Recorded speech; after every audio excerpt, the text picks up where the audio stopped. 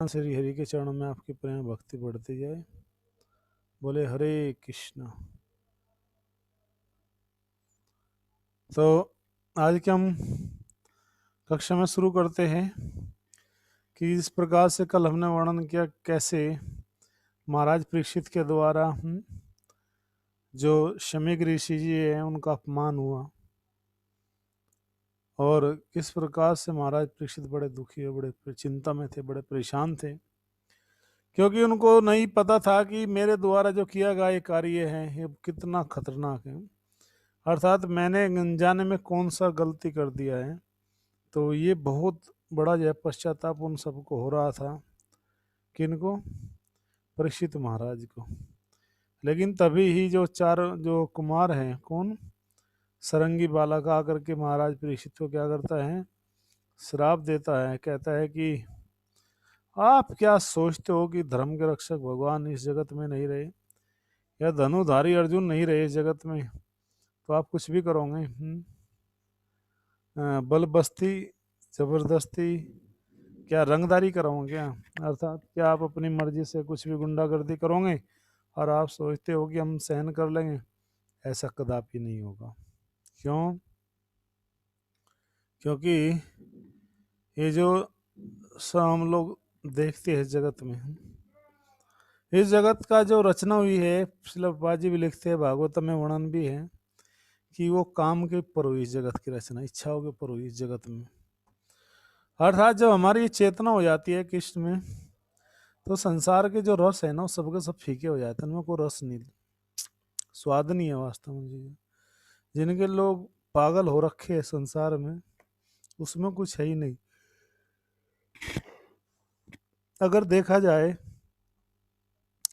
तो भगवान को जो नाम है ये मिश्री से भी ज्यादा मीठा है, मधुर है, लेकिन हमें टेस्ट नहीं आता उसमें, हमें उसमें रुचि नहीं आती, रस नहीं आता। क्यों? क्योंकि हमारी जो जीवा है उसमें अविद्या हो गई है। अविद्या मतलब मिश्री जैसे सबसे ज्यादा मीठी होती है, तो मिश्री यदि कड़वी लगने लगे तो क्या लक्षण है, कौन बताएगा? अगर किसी को मिश्री कड़वी लगती है तो क्या लक्षण है उसके, कौन सी बीमारी हो सकती है, कौन बताएगा? किसी को यदि मिश्री कड़वी लगती है तो क्यों लगती है, बताइए। आप सब पढ़े लिखे हो, समझदार हो, डॉक्टर भी हो आप लोगों में से, बताइए कि मिश्री क्यों कड़वी लगती है? यस। नहीं भाव, ठीक है, उन माता जी ने बोला पीलिए कारण, ठीक है, पीलिए कारण। जॉन्डिस तो वही बात हुई, इंग्लिश में, हिंदी में पीलिए कहते हो इंग्लिश में जॉन्डिस बोल दो, बात एक ही है। यस, बिल्कुल सही कहा, पीलिए। पीलिए के कारण ही हमें जो मिश्री है वो कड़वी लगती है। यस। क्यों? क्योंकि वो सारे जो टेस्ट हैं अंदर, जो डाइजेस्टिव सिस्टम है, जो टेस्ट हो सब बिगड़ जाता है, इसलिए जो है हमें वो कड़वी लगती है। कड़वी तो इसका मतलब ये नहीं कि मिश्री कड़वी हो गई है, नहीं, इसका अर्थ है कि हम लोगों का जो स्वाद है वो तीखा हो गया है। तो स्वाद को बनाए रखने के लिए, उसको और अधिक मधुर करने के लिए, तो क्या करना पड़ता है? उसी मीठे को बार बार उसको खिलाया जाता है।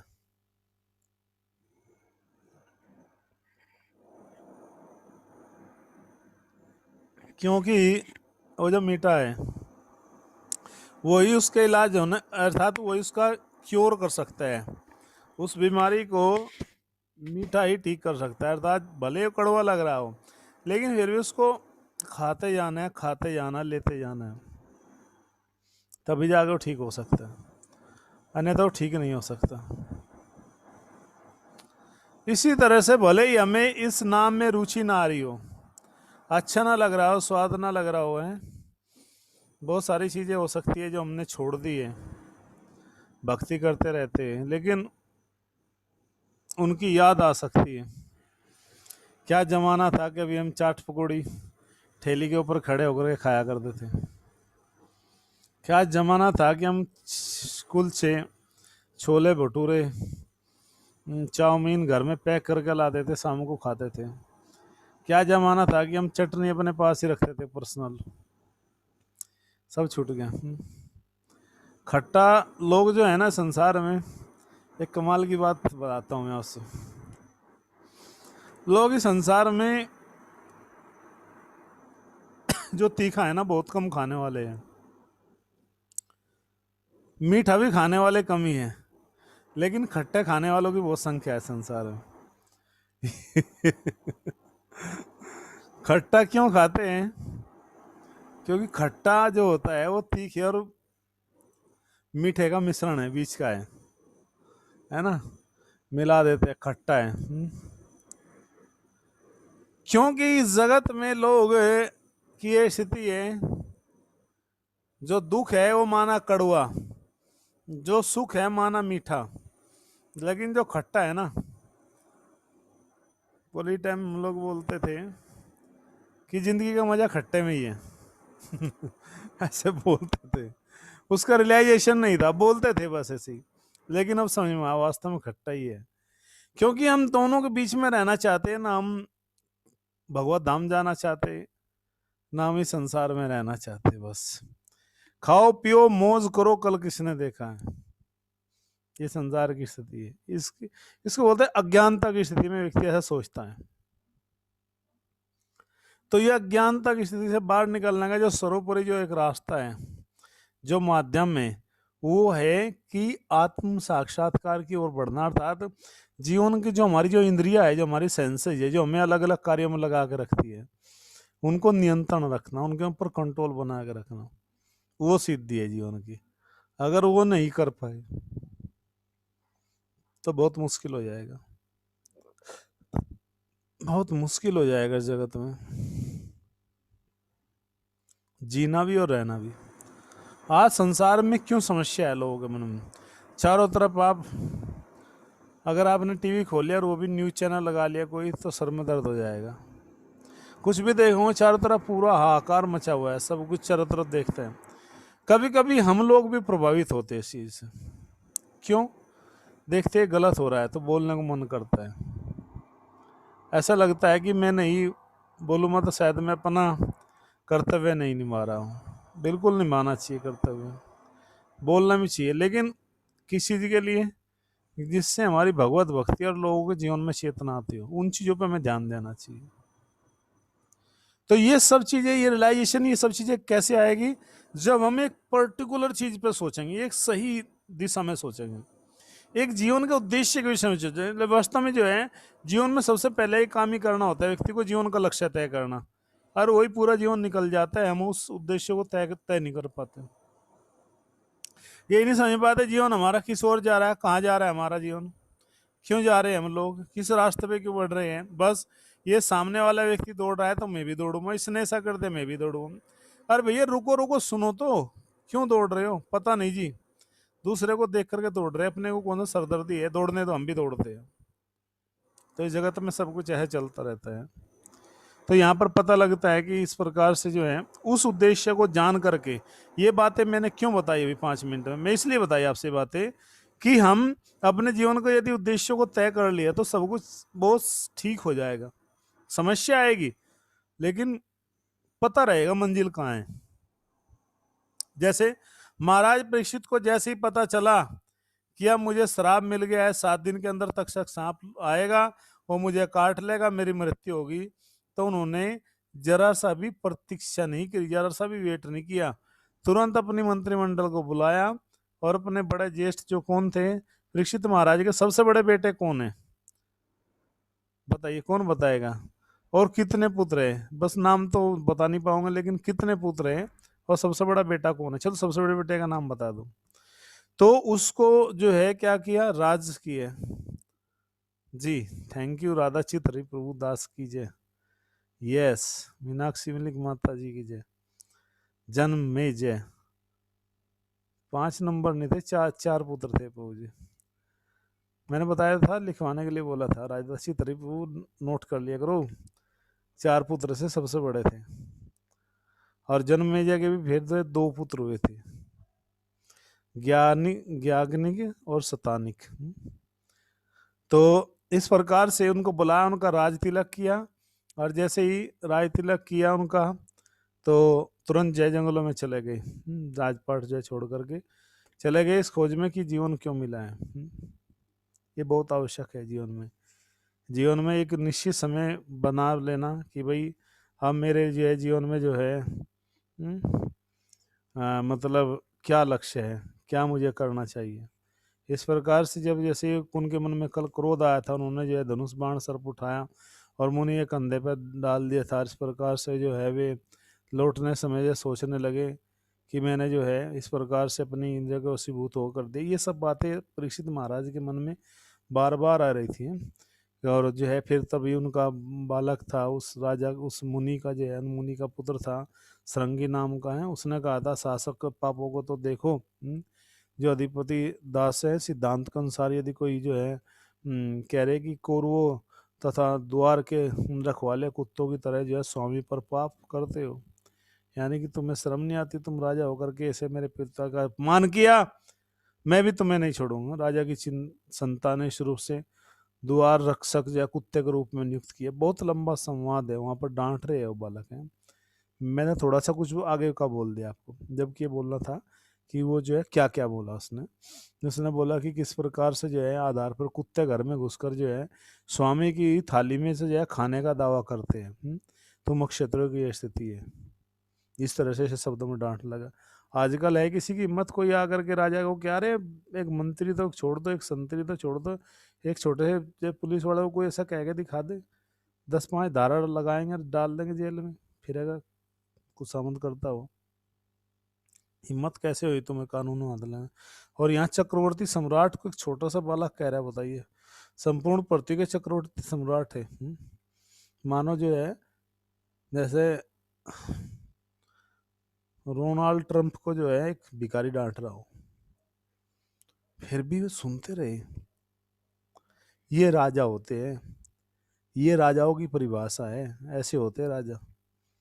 बार बार पता नहीं क्या हो रहा है, अब की बार राजाओं के विषय में ज्यादा आ रहा है वर्णन कि राजा कैसा होना चाहिए, क्या उसका कर्तव्य है, वास्तव में राजा का परिभाषा क्या है।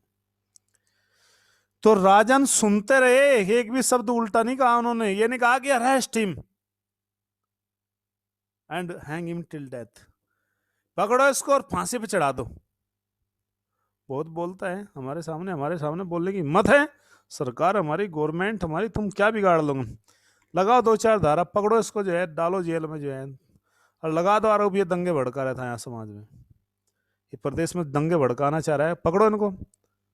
हमारे सामने हिम्मत है, लोकतंत्र की बात करते हैं, लोकतंत्र की तो बात कागजों में है। तुम्हारी हिम्मत कैसे ही हमारे होते, तुम ऐसा कर सकते हो, हमारा आरोप लगाते, हमसे जवाब जबान लड़ाते हो। और यहाँ पर क्या कह रहे कि तुम कुत्ते हो, इनडायरेक्टली कह रहे कि राजाओं की संतानें निश्चित रूप से, हे राजन, वे द्वारपाल पर कुत्तों की तरह नियुक्त की होती है, और द्वार पर ही उनको रहना चाहिए। और किस आधार पर ये कुत्ते जो होते राजा, ये क्षत्रिय, ये घर में घुस करके, अर्थात हम ब्राह्मणों के घर में घुस करके, मालिक, हम मालिक है, स्वामी ब्राह्मण मालिक है, राजा जो है कुत्ता है। इनडायरेक्टली ये बात कही है श्लोक में। और कभी कभी कुत्ता क्या होता है, थाली में से मालिक के सामने ही भोजन उठाने की वो करता है, फिर भी उन्होंने कुछ जवाब नहीं दिया। आजकल कह के देख लो आप, ऐसे राजा होते हैं। ये राजाओं का कर्तव्य होता है कि प्रजा का सुने, अगर गलती हुई है तो वो इस गलती को माने, अपनी गलती को स्वीकार करें, ये होता है असली कर्तव्य। आज सबों के परम रक्षा भगवान श्री कृष्ण के प्रस्थान के जो है पश्चात जो है, जब वे जो है चले गए, और लेकिन ये उपद्रवी फल फूल रहे हैं। बताइए, कह रहे कि भगवान चले गए रक्षक, लेकिन ये सब बातें पहने जो तुम उपद्रवी हो, षड्यंत्रकारी हो, तुम फल फूल कैसे रहे हैं। और कह रहे कि इस प्रकार से मैं तुम्हें दंड दूंगा, डंडा हाथ में लेकर के। तुम क्या सोचते हो। वास्तव में राजा के पास में एक दंड होती थी, वही दंड जो है जो तुम्हें दिखे, एक दंड होती थी राजा के पास में, उसको राजदंड बोलते थे। पता है किसी को राजदंड का। एक राजदंड होती थी, एक डंडा दिया जाता था। क्यों? क्योंकि वो धर्म दंड होता था, धर्म का दंड। राजदंड था वो धर्म का दंड था, अर्थात राजदंड, राजा से ऊपर भी जो है धर्म होता था। आज सब धर्म खत्म कर दिया गया है, अर्थात मनमाना सब कुछ काम हो रहा है, धर्म का कोई वो नहीं है, इसलिए सब व्यवस्था होगी। तो जब राजा का अभिषेक होता था तो जो राजगुरु होता था वो राजा को जो है अभिषेक करता था और स्वस्ति वाचन होते थे, और बाद में जो उसका अभिषेक करता माला पहनाता था तो उस राजा की पीठ के ऊपर एक मोर का पंख रखता था। पहले वो धर्मदंड देता था कि धर्मदंड है, तुम चाहो जिस पर चला सकते हो अपना शासन चलाने के लिए। फिर पीछे से जो कुल गुरु होते थे, थैंक यू अनामिका माता जी का भी हम स्वागत करते हैं,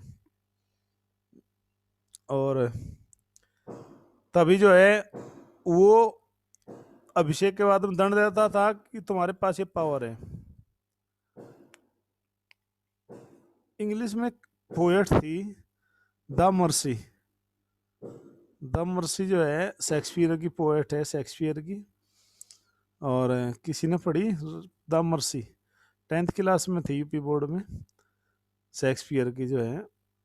और ये पोर्शिया जो है वहाँ पर एक हीरोइन है पोर्शिया, वो जो है क्या होता है ना कि वो एक उसका जो शत्रु होता है, आई थिंक उसका नाम रोलैंडो होता है, कुछ नाम मैं भूल गया, वो जो है कोई चीज़ें हार जाता है और फिर उससे वो कहता है कि अगर तुम हार गए तो मैं तुमसे तुम्हारा ब्लड लूँगा, खून लूँगा, लेकिन वो हार जाता है, वो क्योंकि उससे द्वेष करता है, तो वो कहता है कि तुम मेरे कब्जे में हो, मैं तुम्हें, इंग्लैंड की घटना है।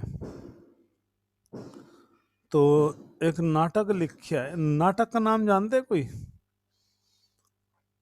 आई थिंक मर्चेंट ऑफ नेवीस है उस नाटक का नाम, प्ले का नाम, ड्रामा है वो, शेक्सपियर के द्वारा लिखा हुआ। तो उसमें मैं यहाँ क्यों बता रहा हूँ इस बात को, तो उसमें क्या करता है वो, जो हीरो होता है वो फंस जाता है विलन की कैद में। जब विलन है वो कहता है कि अब मैं तुम्हारा खून निकालूंगा, तो वहां पर जो पोर्शे होती है बहुत सुंदर होती है, राजकुमारी होती है, वो आकर के वहां अपील करती है, कहते हैं कि दया करो, mercy upon us, it rains from the heavens and take its banish towards also. कहते हैं कि जो दया है ना वो आसमान पर से बरसती है, हेवन से गिरती है वो दया, और वो समान रूप से बरसती है वो दया, राजा के ऊपर भी, अच्छे व्यक्ति के भी ऊपर, बुरे व्यक्ति के भी ऊपर, दोनों के ऊपर बरसती है, इसलिए तुम दया करो इसके ऊपर, उसको छोड़ दो। तो फिर खैर वो छोड़ देता है। तो वहां पर वो कहते हैं कि वैसे तुम्हारे पास वो दंड है, तुम कुछ भी कर सकते हो, वहां पर भी ये राजदंड का वर्णन आया है, पावर है तुम्हारे पास। तो ऐसे ये राजदंड जो है राजा के पास होता था।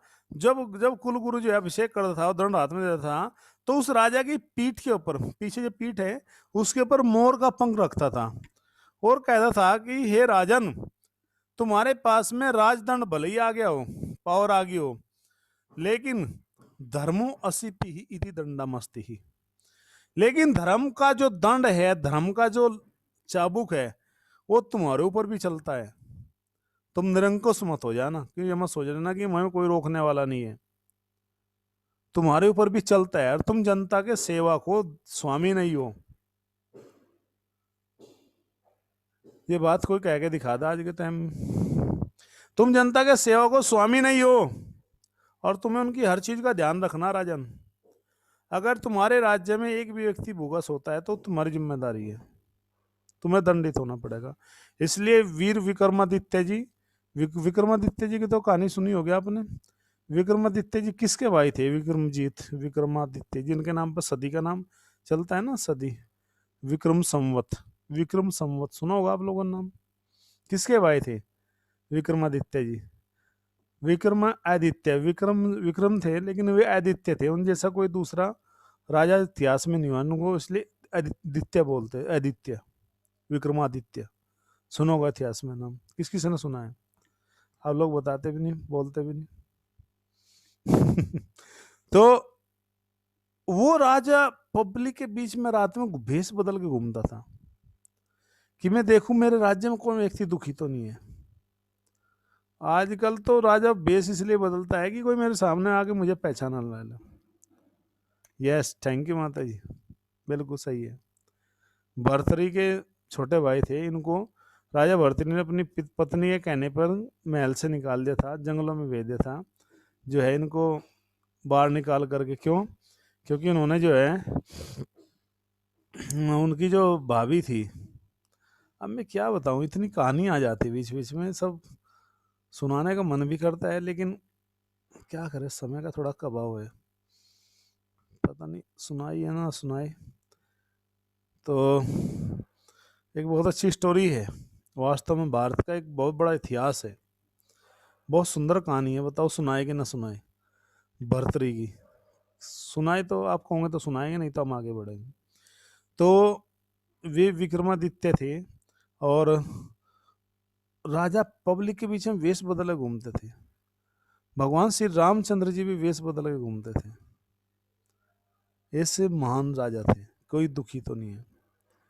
तो ये राजा का कर्तव्य है कि वो जो है दंड ना दे करके, ठीक है, थैंक यू माता जी चलो सुना देते, शॉर्ट में सुनाएंगे आपसे कि जो भर्तरी था ना राजा, वो जब उसका विवाह हुआ तो जो पिंगला उनकी पत्नी जो आई,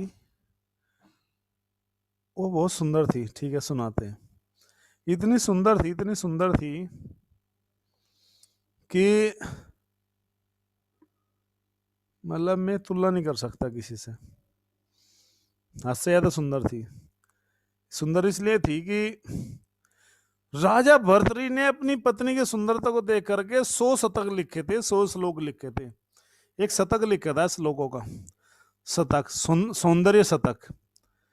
पैरों के अलग, पैरों का वर्णन किया गया, पाजेब का, नाखून का से लेकर के नख से सिर तक का पूरा वर्णन किया गया। नख, नाखून, पैरों से और सिक मैंने सर तक का पूरा वर्णन किया गया। सब शरीर के अंगों को इतनी सुंदरता का वर्णन किया गया है। इतने वे मतलब अपनी पत्नी को गुणगान करते थे।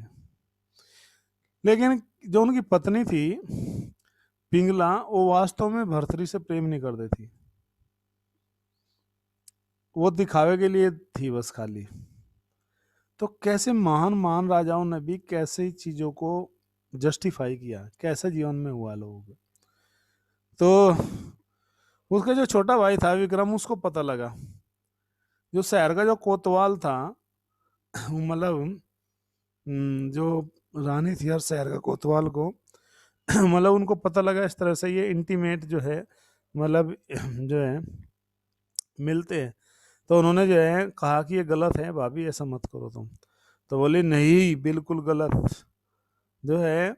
और कहा यह तो तुम भी मेरे अनुसार कार्य करो, अगर तुम मेरे अनुसार कार्य करोगे, मेरी सेवा करोगे, मेरे ही समर्पित हो जाओगे मेरे प्रति, तो मैं और आप जो है मिल करके खूब आनंद से रहेंगे, ये तो बूढ़ा है इसको हटा देंगे। तो विक्रम ने कहा कि कितना गलत सोचती हो तुम्हें, अरे मैं तो तुम्हारे पुत्र के जैसा हूँ, छोटा देवर तो पुत्र के समान होता है तुम्हारे, क्या तुम इतनी निर्लज होगी हो, तुम्हें इतना भी आभास नहीं है कि कैसे क्या करना चाहिए। तो कहा कि यदि मेरी बात नहीं तुम मानोगे तो जो है मैं तुम्हें झूठे केस में फंसा दूंगी। अब क्योंकि राजा तो उसके प्रति पूरी तरह से समर्पित था, तो विक्रम ने बिल्कुल नहीं मानी बात और महल से चला गया। रात्रि में जो है वो, हमारे यहाँ एक कहावत है हरियाणा में, मतलब देहाती कहावत है, आसन पार्टी लेकर के लेट जाना, आसन पार्टी ले लेना। अब इसका जो एग्जैक्ट मीनिंग आसन पार्टी का मतलब ये होता है कि नाराज हो जाना बिना खाए पिए। जैसे माता कई जो है रामायण में मिलती है, राजा दशरथ से नाराज हो गई थी नीचे महल पे। एक को भवन होता था, असल में हर महल में एक रूम होता था, उसको को भवन बोलते थे। और वो को भवन क्या होता था कि जिसको अपनी बात मनवानी थी कुछ भी करना था, तो रोड पे जाने की जरूरत नहीं है, धरना देने की जरूरत नहीं है, या नारे लगाने की जरूरत नहीं है, इंकलाब जिंदाबाद, वो में लौट जाओ, नीचे काले कपड़े पहन करके नीचे लेटना होता था फर्श पे। उसे पता लगता है नाराज है, तो राजा के कर्तव्य था कि वो 24 घंटे में जरूर उस कमरे में आता था। तो जैसे ही पता लगा रानी तो लेटी हुई है, तो गया राजा ने मनाया बहुत अच्छी तरह से, तो वो नहीं मानी। उसने कहा कि ये जो तुम्हारा समस्या क्या है ये तो बताओ। तो उसने कहा जो तुम्हारा भाई है विक्रम है, इसकी दृष्टि मेरे प्रति सही नहीं है, और जो है मैं चाहती हूँ उसको दंड दो ताकि लोगों को पता लगे। राय ने कहा ऐसा दंड देंगे उसको, हम ऐसा दंड देंगे कि समाज के लिए नजीर बनेगी, दूसरे के लिए उदाहरण बनेगा, अपराधी की हिम्मत नहीं होगी। बता, राजा बोल रहा है और दंड क्यों दे रहा है उसको खुद नहीं पता। अपने भाई को बुलाया, कहा कि तुम्हारा दंड है कि तुमने अपनी भाभी के साथ में दुर्व्यवहार किया है, उनके साथ में बदतमीजी की है। हम जो है वो बहुत नाराज है, हम उनको नाराज नहीं देख सकते। यानी कि पत्नी जो है हमारी दुखी है, तुम्हारे कारण हम उसको दुखी नहीं कर सकते, आज तुम्हें भले ही हम देश से बाहर निकाल देंगे। तो वहां पर विक्रम एक बहुत सुंदर बात कहता है कि जो है आज मान ले कहना तू विक्रम भाई का, अर्थात आज मेरी बात को समझ लो, तुम छोटे भाई की बात, मैं तो जा रहा हूँ, मैं फिर कभी वापस नहीं आऊंगा। और जो ये तुम्हारा जो लगाव है ना पत्नी से ज्यादा आसक्ति है, ये दुनिया में से खो देगा तुम्हें। मतलब ये जो डाउट्स है, बहम है, किसका? तुम्हारी पत्नी का।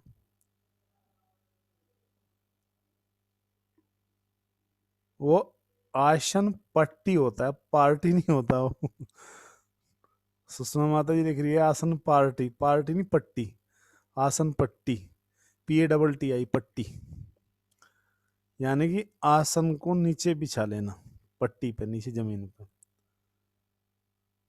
यस, सराई करना, यस, बिल्कुल सही बात है। तो इस तरह से जो है निकाल दिया और वो चले गए। अब राजा ये बहुत दुखी रहने लगे। राजा ने सोचा कि देखो मेरे जीवन में कोई भी जो है संतान नहीं है, अब मैं क्या करूं। एक बार उनके महल में एक राजा आए, जल्दी हम इसको बता के आगे बढ़ते हैं। तो वो राजा जब आए, सॉरी साधु आए, राजा नहीं आए भाई, राजा के महल में एक साधु आए, उन्होंने अलग जगाई, अलग निरंजन, हर हर महादेव, बम बम भोले। हे राजन, क्यों उदास हो, दुखी क्यों हो? बोलो कि हंसो हंसो। ब्रज में जाते हैं तो कहते हैं हंसो हंसो, और क्या कहते हैं कि हंसतों के घर बसते।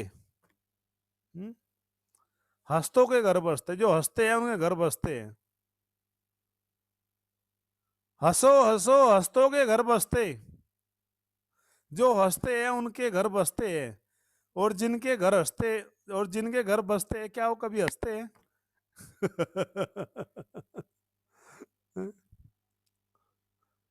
थैंक यू माता जी, हरे कृष्ण, समय सगुना माता दंड प्रणाम। तो कहते हैं कि हंसो हंसो, और हंसतों के घर बसते, जो हंसते हैं उनके घर बसते हैं। जिनके घर बसते हैं, क्या कभी वो हंसते हैं? ये बहुत बड़ा एक क्वेश्चन है, क्वेश्चन मार्क है, कि जिनके घर हंसे बसे, क्या कभी वो हंसे? पता नहीं, जिसको किसी को पता हो तो बता देना। तो thank you Manoj Notiyal ji.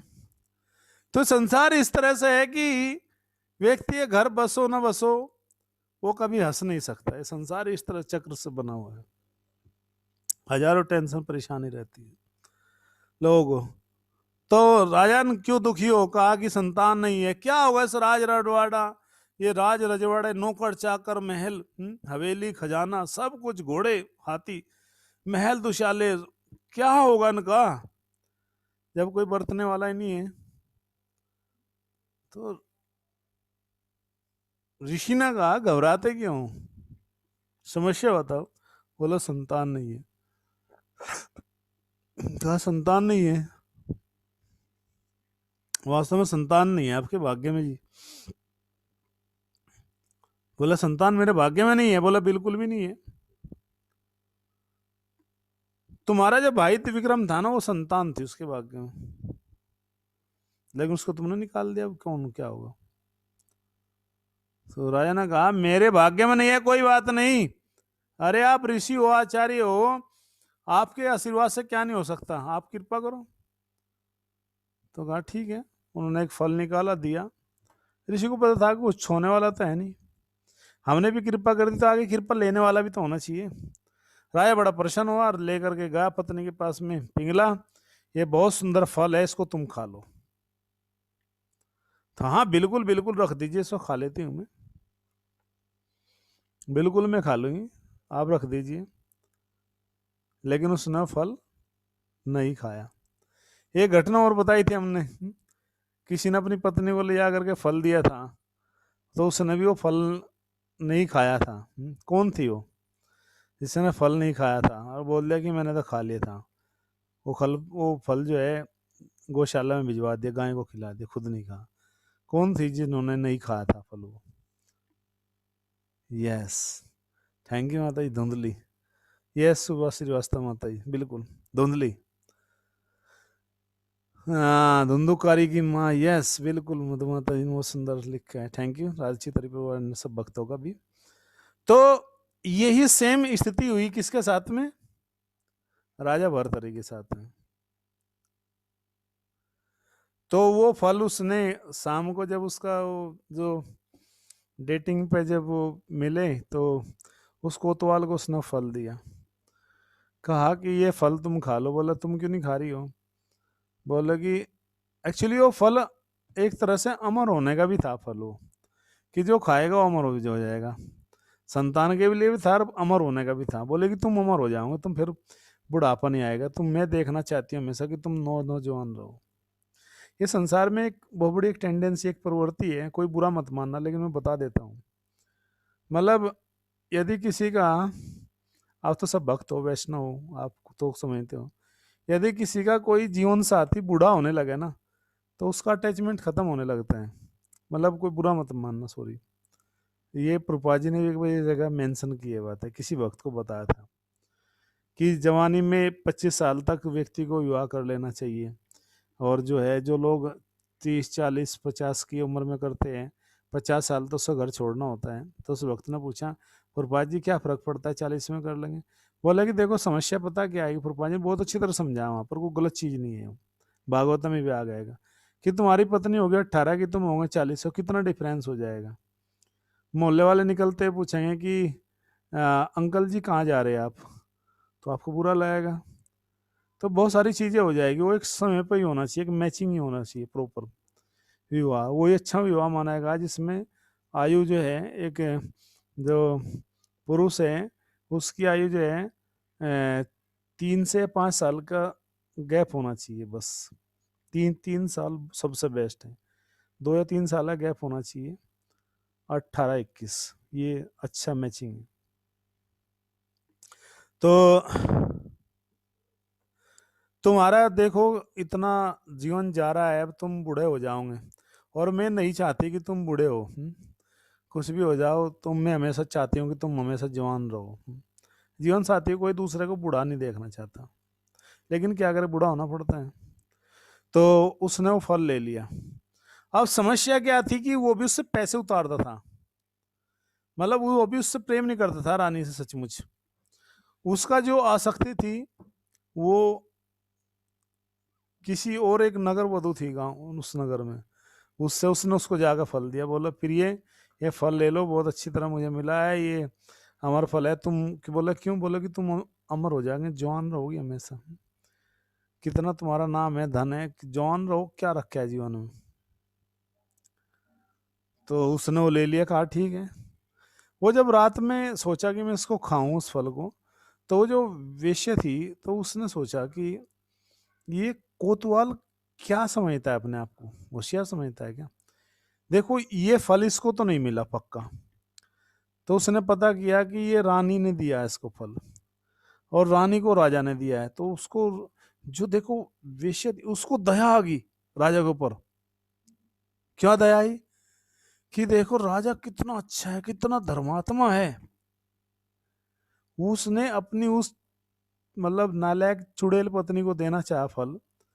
Sorry बुरा मत मानना, चुड़ैल का मतलब जो है, जो भूत प्रेत पिशाचनी होती है, चुड़ैल होती है जो लोगों का हित करती, तो वो भी तो ऐसे ही कर रही थी ना अपने पति का हित।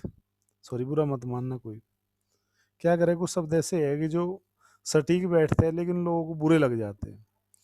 तो वो कितना गलत कर रही है, जैसे मतलब औरतें अपनी भाषा में बोलती है वही बातें उसने कही। तो उसको दया है कि मैं इसको जाओ भाड़ में दुनिया, मैं क्या करूंगी, मेरा तो जीवन ऐसे ही पाप में है, इतना क्या करूंगी मैं, अमर होगा मैं और खाम खामे, अब तो भगवान का भजन करो छोड़ो जो है। देखो उसके मन में जो है क्या थी, मतलब भगवान के प्रति श्रद्धा थी, भक्ति थी, ये था कि सब मैं पाप कर रही हूँ, जान मैं पाप कर रही हूँ, मुझे जाना है, लेकिन फिर भी उसने अपने मन में क्या किया कि वो राजा के दरबार में गई, राजा ने कहा कि राजन, राजा ने कहा कि आइए आइए, कैसे आना हुआ आज आपका। कहा कि राजन मेरे पास में एक फल है, मैं कुछ बताना चाहती हूँ। राजा ने कहा बताइए। कहा कि ये फल है मुझे मिला है, और मुझे जो है ये तुम्हारे जो है नगर के कोतवाल ने दिया है। तो राजा तो पहचान गया, भाई नगर का कोतवाल का मतलब कुछ ना कुछ गड़बड़ है, ये फल तो मैंने पत्नी को दिया था। बोले कि मैं चाहती हूँ कि तुम इस फल को खाओ और तुम अमर हो जाओ, खत्म कहानी। राजा ने